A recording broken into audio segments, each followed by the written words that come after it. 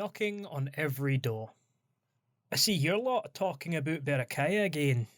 The man was disheartened by his garb, as soaked through as Carolinus by the pounding rain. They'd been stood under the spreading oak for the better part of an hour, watching a trio of drovers try to fix a broken wheel.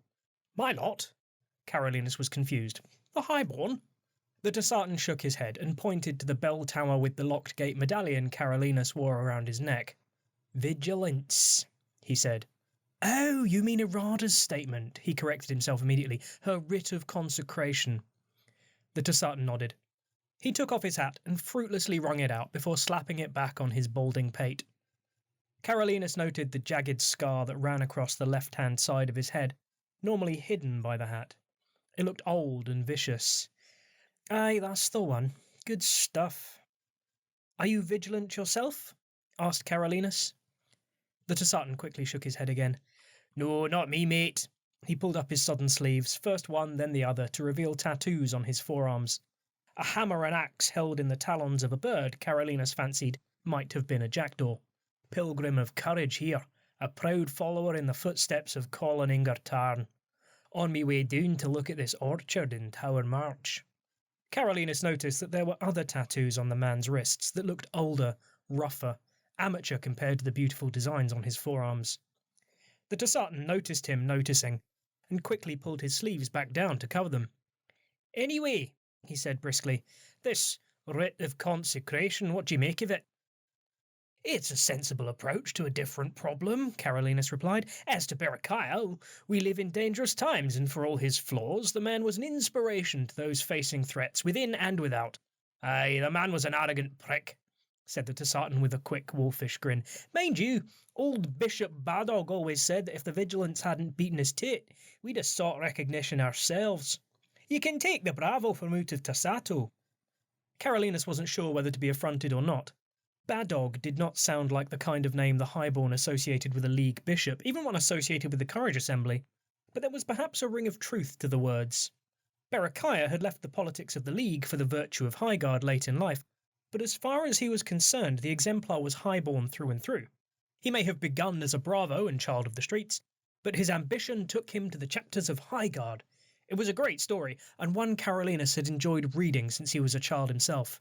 "No offence meant," said the Dessartan cheerily, clearly picking up on Carolinus' discomfort. "Anyway, I'm watching with interest, as the broadsheets say. Last time the Synod was talking about Shifty Bertoli, someone set fire to Bastion over it. But more seriously, it's a good move. Feels like sometimes we're drowning, hemmed in on all sides with threats, struggling to keep our heads above water. Maybe the Empire needs a little bit of a prick right now to kick up some dirt and get folk moving."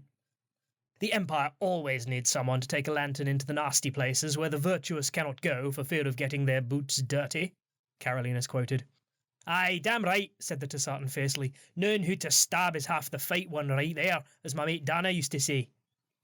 He looked off into space for a moment, a slight frown creasing his brow. Mind you, it's the other half of the fight that has all the actual stabbing in it. That's the real challenge, he said under his breath as if he was talking to himself. Poor Dana learnt that the hard way. We're heading the same way, said Carolinus, eager to head off a morose turn of conversation. I'm keen to visit Benson's orchard myself, and it looks as if the rain is finally letting up. Maybe we should travel together?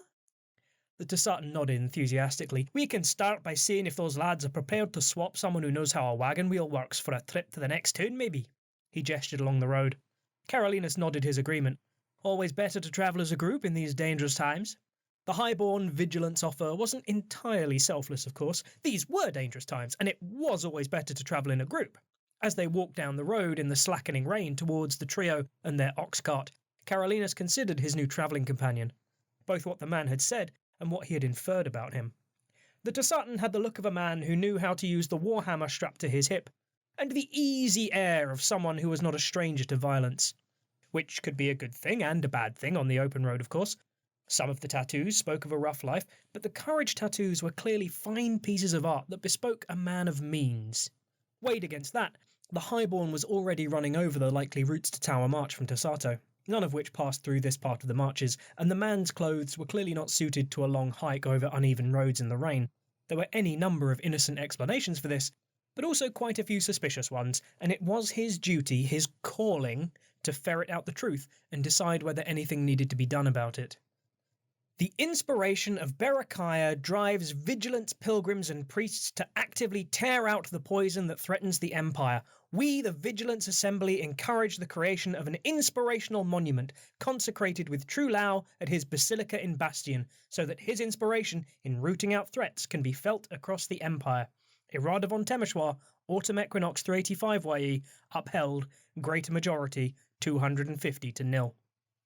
Overview. The Assembly of Vigilance endorsed the consecration of the Basilica of Berechiah using True Lao. Two other viable locations that would have different effects have been suggested. During the autumn equinox, the Assembly of Vigilance upheld a statement of principle proposed by the popular Irada von Temeshwar. It called for the creation of an inspirational monument consecrated with True Lao, dedicated to the exemplar Berechiah. It proposed that the Basilica of Berechiah in the city of Bastion would make a suitable location, and that his inspiration would help to root out threats across the Empire. During the same summit, the Imperial Senate agreed to create the Writ of Consecration, formalizing the process of using True Lao to create inspirational locations. As such, the Civil Service has advised that they are treating this statement as the first such writ. It has been circulated throughout the wider Assembly of Vigilance, and several other locations that might make an effective inspirational location for Berechiah have been located. A prick by any other name. Berechiah is a contentious exemplar. Berechiah was an extremely contentious figure in life, even by the standards of the Vigilance Assembly. His death did little to change this. He exemplifies the often unpopular idea that the Vigilance should be prepared to do whatever is necessary to protect their people from outside threats. Effective, certainly, but he personifies the belief that the ends justify the means when pursuing virtue. He undertook acts that were unequivocally criminal in pursuit of what he saw as the greater good of the Empire. Melisandre de Tossato finished her popular biography, Berechiah, a prick by any other name, by pointing out that in many ways the man was as big a criminal as those he brought to justice. He wasn't above enriching himself when he saw an opportunity to do so, even as he worked to uncover and expose threats to Imperial citizens. All that set him apart from threats such as the Vig was his unshakable commitment to vigilance. When Berechiah was recognised as an exemplar, it triggered intense arguments. Once his alleged final book was published, these arguments redoubled, with priests of the Assemblies of Vigilance and Courage on one side, those of Pride and Loyalty on the other, and everyone else caught in the middle. Of course, Melisandre points out in her biography this neat drawing of lines is a little misleading, as there were priests in the Pride Assembly that respected his lack of shame, and loyal priests who felt he was pretty clear what commanded the loyalty of his heart. His basilica was badly damaged, and there were calls for his exemplar status to be revoked. In time, possibly due to the imminent threat of Grendel invasion, the arguments fell silent, but Berechiah has been viewed a little suspiciously by Imperial priests ever since. There is a chance the decision to create an inspirational location dedicated to him might rekindle these arguments among the Virtue Assembly. An inspiration. Creating an inspirational location dedicated to Berechiah will have certain definite effects. The location created will determine what other effects take place or opportunities are presented. Morality and ethics are fine and good most of the time, but they offer little comfort to those who have been murdered or enslaved, because nobody was prepared to get their hands dirty when the threat was still manageable. Berechiah, exemplar of vigilance. Judgment is key, but while we hear a great deal about the importance of accepting the consequences of actions taken, people are amusingly reticent to talk about accepting the consequences for actions not taken. Inaction is a choice, just as action is. If you choose not to stop the threat to your family now, you must be prepared to live with the consequences of that decision as well. Berechiah, exemplar of vigilance. Choosing where to consecrate an inspirational location dedicated to Berechiah will obviously impact the final outcome, but the mere fact of creating it will have certain predictable effects. The Vigilance Assembly has only just consecrated an inspirational location dedicated to the exemplar Major Joshua Benson the Bellringer in the Marches. A second such location in such a short period of time is noteworthy. It would have been seen by many Imperial citizens both as a warning that there are many threats to their safety, but also as reassurance that the virtuous are looking out for them. Certain effects of creating the inspirational location can be predicted with certainty regardless of where is chosen. The mere fact of celebrating the inspiration of Berechiah will lead to certain outcomes. The choice itself, however, will influence those outcomes and likely lead to other opportunities depending on the locale.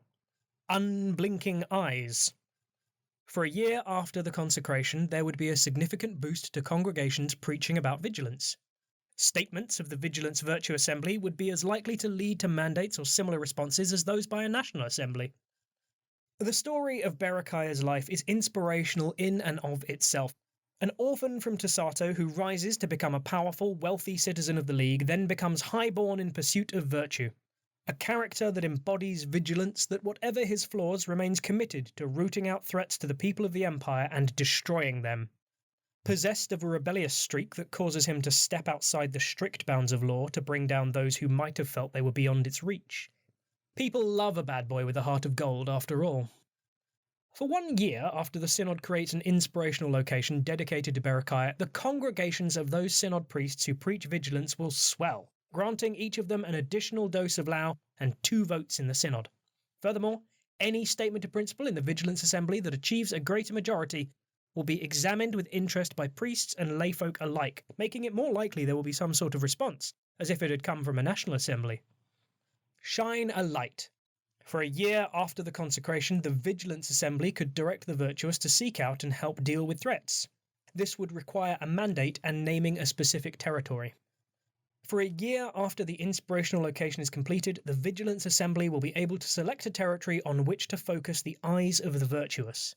For the next year, the Assembly of Vigilance would be able to propose the following mandate. We prepare for malice, but must always thwart malice before it strikes. We send named priest with 25 doses of Lao to named territory to urge all vigilant citizens to seek out threats and drag them into the light. Synod mandate, Vigilance Assembly. This would function similarly to the Eyes of Prosperity. The vigilant from across the Empire would travel to the territory and work with pilgrims there to root out threats. Some they might be able to directly confront, others they would identify and draw to the attention of the Vigilance Assembly. Their focus will be on things that are currently directly threatening their fellow Imperial citizens, or that have the potential to do so in the near future rather than historical problems. In particular, if the territory contained a spy network or espionage ring, they would be very likely to uncover it and may be able to destroy it, although that might require additional resources or actions. If there are active organisations inimical to the safety of Imperial citizens, they will try to expose or destroy them. It would be best if the Assembly tries to direct the Vigilant towards specific problems in the territory by adding a sentence beginning "of particular concern are or is" to the end of the mandate. Once unleashed, however, the Vigilant would go where their virtue led them. If they raise multiple mandates of this nature in the same season, they would be considered to be in competition with each other. The act of sending the Vigilant, inspired by Berechiah, into a territory would be something of a two-edged sword. While they would root out threats, they would also look for evidence of corruption, criminal malfeasance, and the like. Their investigations would cause disruption, although the exact nature of the disruption would depend on the territory.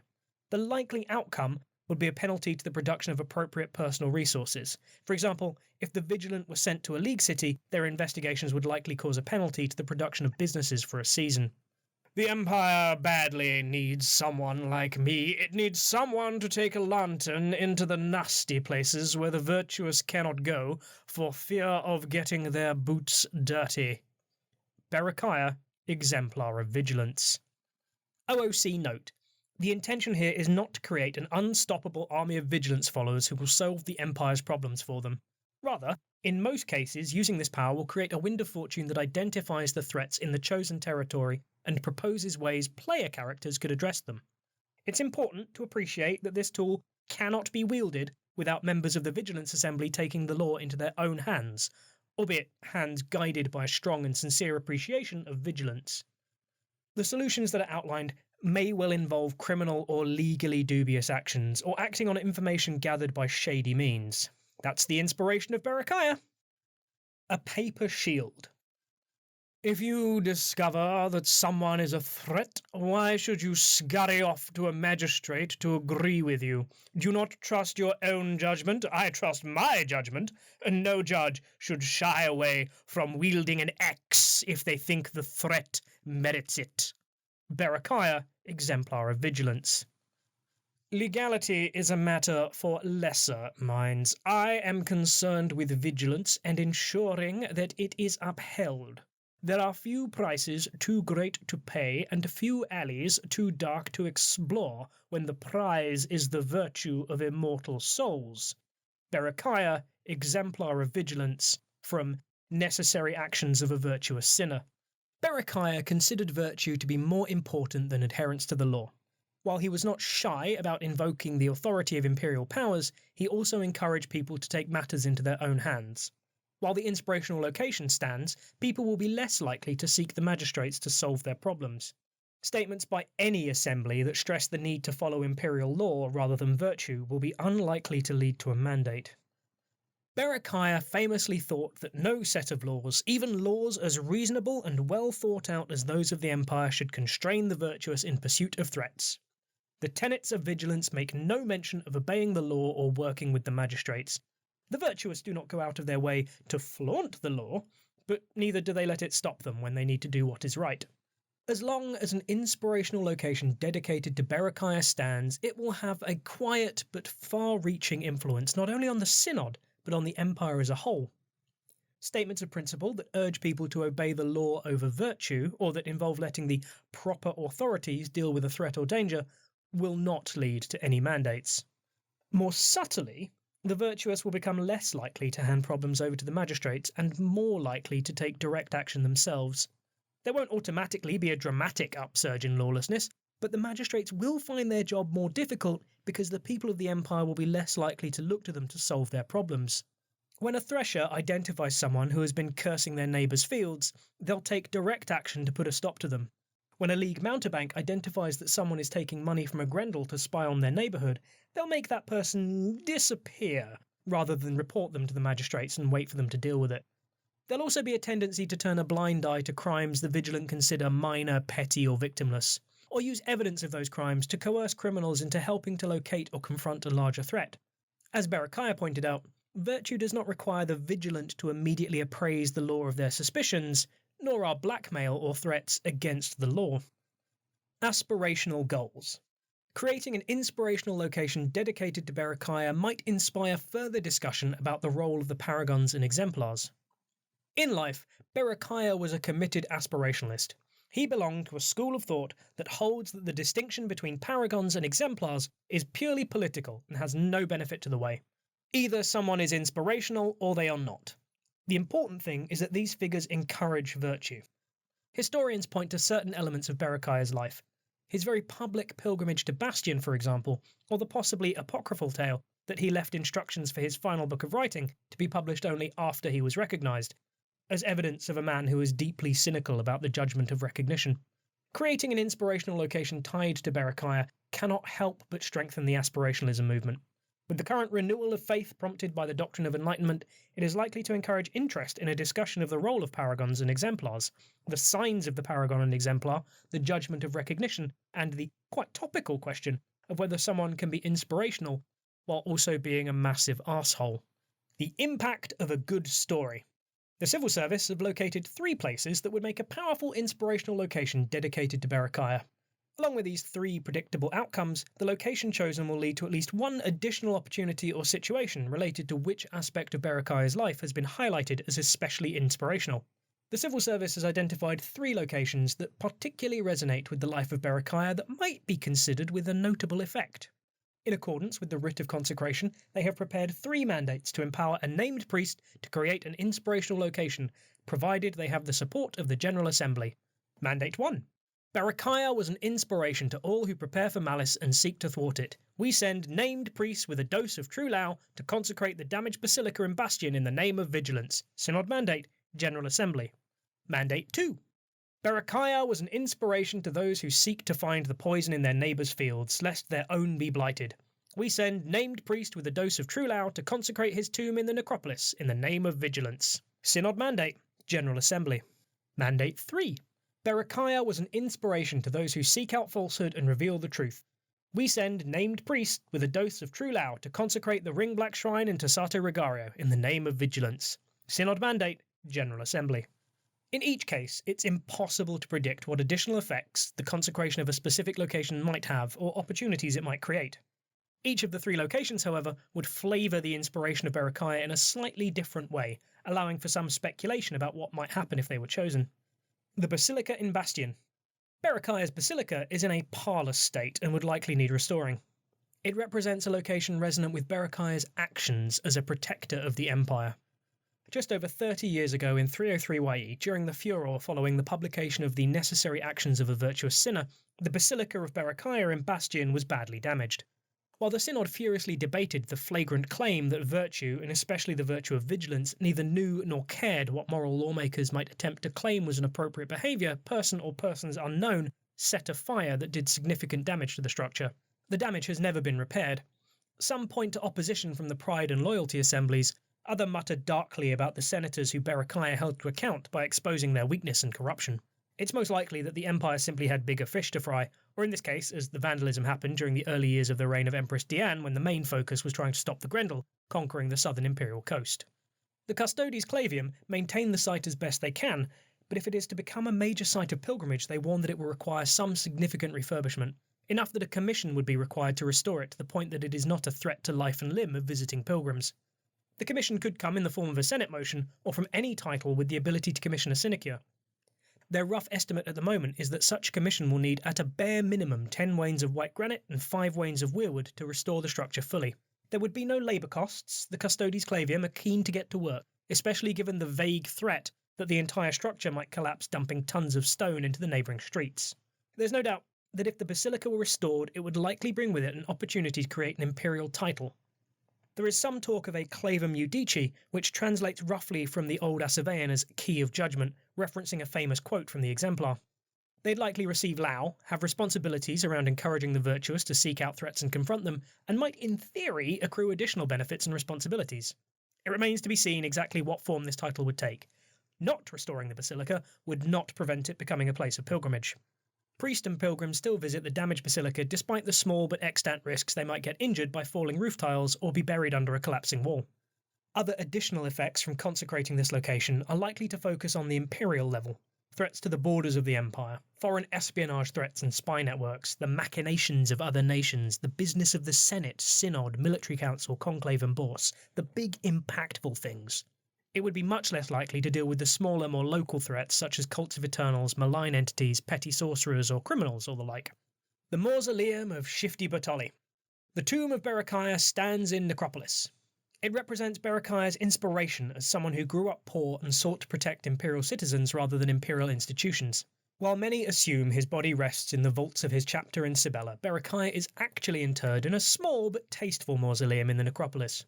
Berechia arranged the site and paid for the tomb to be built under his old name of Bertolli di Tassato, which is why it's often discounted by historians. Consecrated with true Lao, the tomb would become a place of pilgrimage for those inspired by the story of Berechia the man, the orphan who made a fortune in Tassato, followed virtue to Highguard, and when he died, left all his money to found and support orphanages and schools. A figure who fought to protect imperial citizens and to empower them, to seek out threats before they became serious enough to cause harm. Part of the impact of consecrating this location would be an emphasis on teaching the young about vigilance, encouraging them to follow where virtue leads, and potentially seeking to create 3 new Berechias. It would also encourage people who wanted to take a lantern into the nasty places, where the virtuous cannot go for fear of getting their boots dirty. Any additional inspiration would be about encouraging people to stay alert for threats and identify them before they reach their full potential, and about keeping an eye on neighbours and strangers looking for signs of danger. Local, immediate threats rather than things that threaten the entire empire. Cabals corrupted by agreement, cruel landlords, organised criminal enterprises and the like. It would also likely have an impact on the sodality of the Silent Bell. Already somewhat galvanised by the inspiration of Major Benson, it would likely prompt a shake-up of how they approach their role as watchers and investigators, how they recruit members, and their relationship with the Synod. The Printer's Shrine. The Printer's Hall in Tassato Rigario, where Berechia's books were published, is now a shrine of vigilance. It resonates with the inspirational stories of individuals fighting against wickedness, spreading stories of vigilant heroes. The small printing guild of Moore's Mill in Tassato Rigario printed several of Berechia's works. They are perhaps best known as the publishers of The Necessary Actions of a Virtuous Sinner. The guild is gone now. They shut down 20 years ago. There doesn't seem to be anything particularly sinister in this. Merchant Prince Maria More de Tassato Rigario was apparently well paid with money set aside by Berechia, and following the backlash against her and her guild, after the publication of Necessary Actions, she shut down the press and bought a nice orange orchard in Intario, where she lives to this day. The printworks were abandoned and, as is traditional in Tassato, quickly taken over by the neighbours. In a slight twist of events, however, rather than being used as a doss house or a front for some dubious, ill-thought-out enterprise, the printworks were converted into a shrine. A mix of bravos and mountebanks used the place as a base of operations from which to watch the surrounding neighbourhood, doing a surprisingly effective job of dealing with small threats. They also used the damaged printing press to publish a sporadic periodical called Stories of the Vigilant, in which plucky imperial citizens take on and help defeat cults of agreement, vague schemes, wicked whisper gallery-inspired plots, embezzlers and corrupt politicians. They're quite popular in some quarters, apparently. Certainly popular with a certain Tasatan civil servant who remembers reading them in their youth. The current congregation is more than happy to work with the Vigilance Assembly if they wish to make this place an inspirational location. It might be a mixed blessing, but the place strongly resonates with the elements of Berechiah's life that are about taking direct action, about investigating and uncovering threats and confronting them personally, about taking responsibility for keeping your home safe, about exposing threats publicly, and about commemorating the people who do such things. It would also likely prompt an increased interest in broadsheets and ring-black novels throughout the Empire. One incidental effect is likely to be felt specifically in the League. Recent events in Holberg relating to sword scholars, Emperor Frederick, mandate of Erasmo di Tassato and its outcome, and the influence of the audacious Apulian orcs with their own particular take on vigilance, are likely to combine with the ring-black novels about the glamour of fighting crime to have a profound influence on the bravos of the League. Probably a positive one, depending on where you're standing. For further reading, read the pages on Berechiah, Vigilance, the Writ of Consecration, and True Lao.